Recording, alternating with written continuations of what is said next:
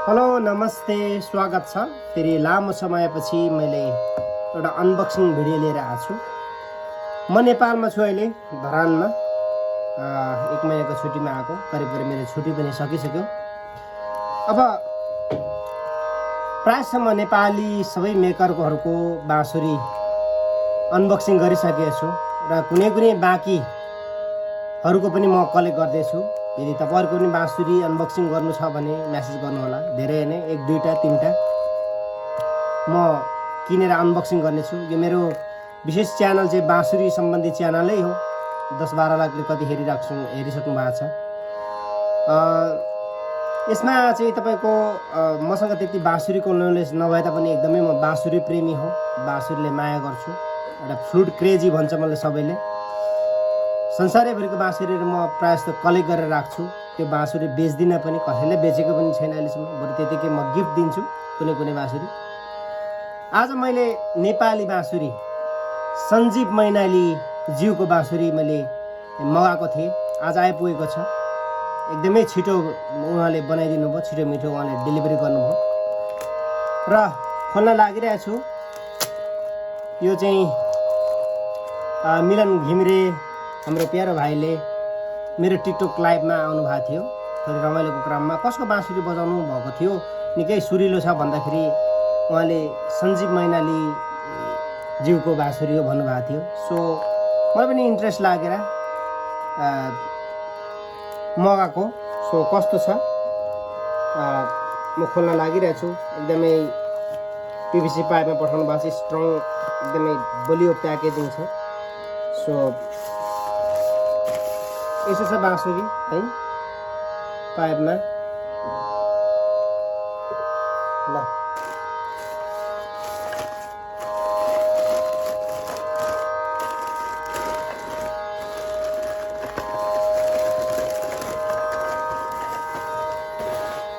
बाँसुरीहरू हेर्नुहोस्, यस्तो राम्रो बाँसुरी छ।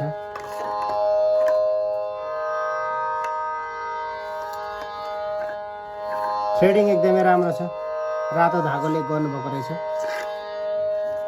मलाई रातो धागो नै मनपर्छ। उहाँले रातैले गर्नुभएको छ है। बेल्ला फ्लुट भनेर लेख्नु भएको छ। बेल्ला फ्लुट हेर्नुहोस् है, एकदमै लाइट बाँसुरी छ। लाइट मतलब सुकेको बाँस भनौँ न हैन। राम्रो। यो जी सापको हो, यो डी सापको हो, यो चाहिँ ई मिडल हो। सो तपाईलाई म थोरै बजाउन लागिरहेको छु। मैले लामो समयसम्म बाँसुरी बजाउनु पाएको छैन नेपालमा व्यस्तताको कारणले गर्दाखेरि। सो यसको ट्युन सुन्नु होला, के कस्तो प्रतिक्रिया छोड्नु होला, कमेन्ट गर्नु होला है त साथीहरु।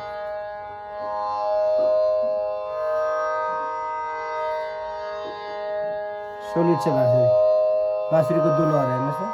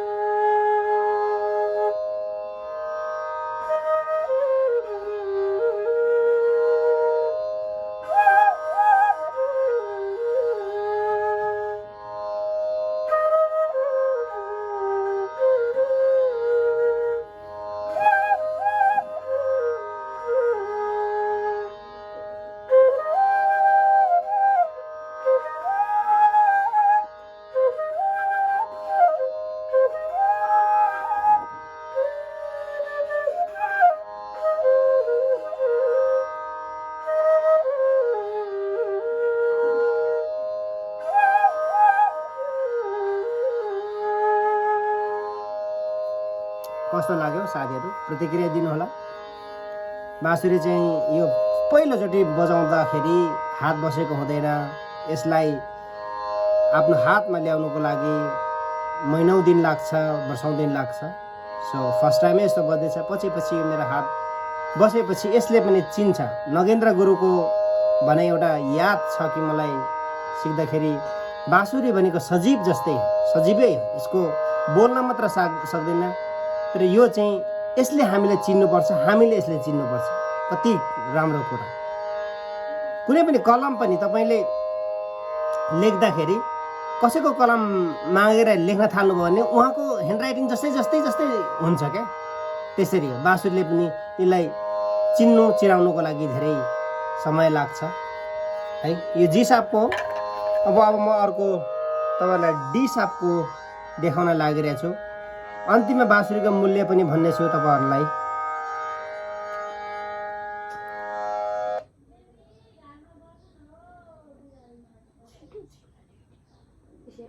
भयो न, अझै बाँकी छ।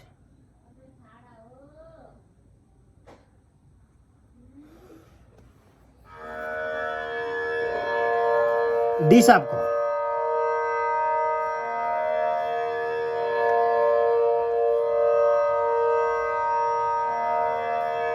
ल, डी सापको है।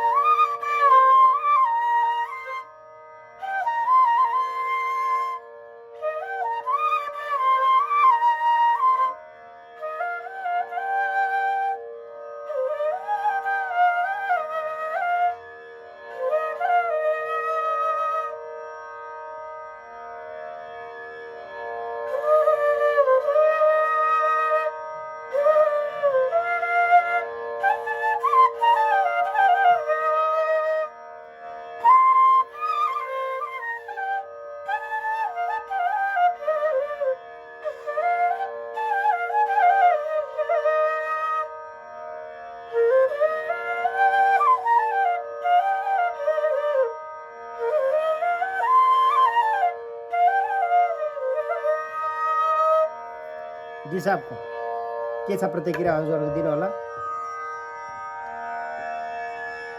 अब अर्को ई मिडलको सुनाउन चाहन्छु।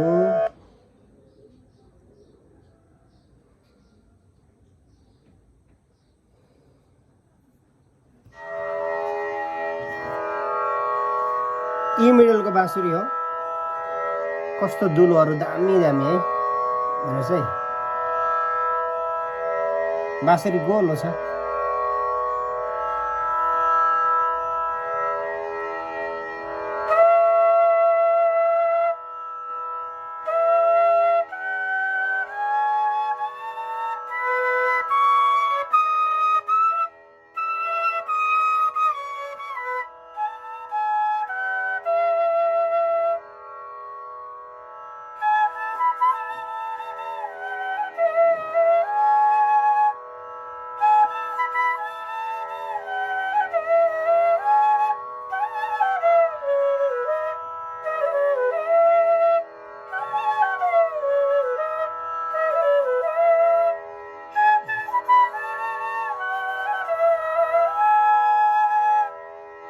यो ट्युनिङ ठ्याक्क मिल्दाखेरि चाहिँ नि भन्ने आवाज आउँछ नि, ट्युनिङ मिलेर हो। त्यो साउन्डको चाहिँ कोलाइट भएको क्या, एकअर्कामा कोलाइट भएको क्या।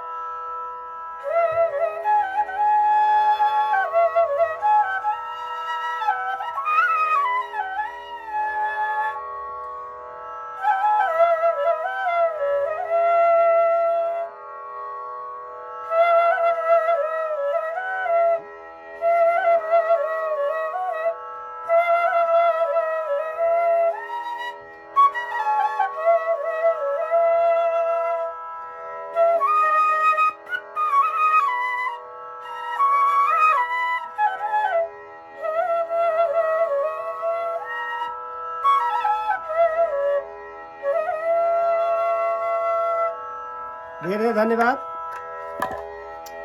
बाँसुरीहरू कालो कालो रातो रातो छ, साह्रै राम्रो बाँसुरी, मलाई चाहिँ जस्तो लाग्यो।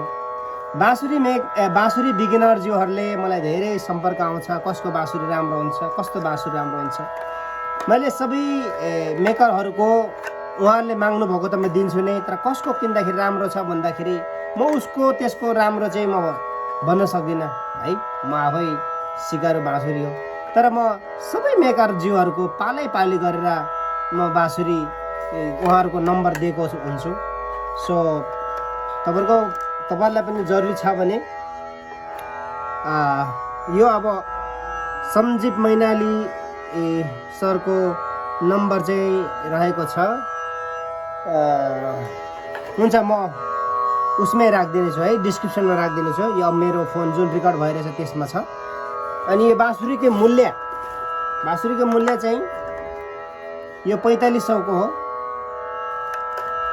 यो 2500 को हो, यो 2500 को है, 9000 हो यो बाँसुरीको मूल्य। बाँसुरी मलाई चित्त बुझ्दा पठाउनु भएको छ सञ्जीव मैनालीज्यूले, धेरै धेरै धन्यवाद। जय बाँसुरी, टेक केयर।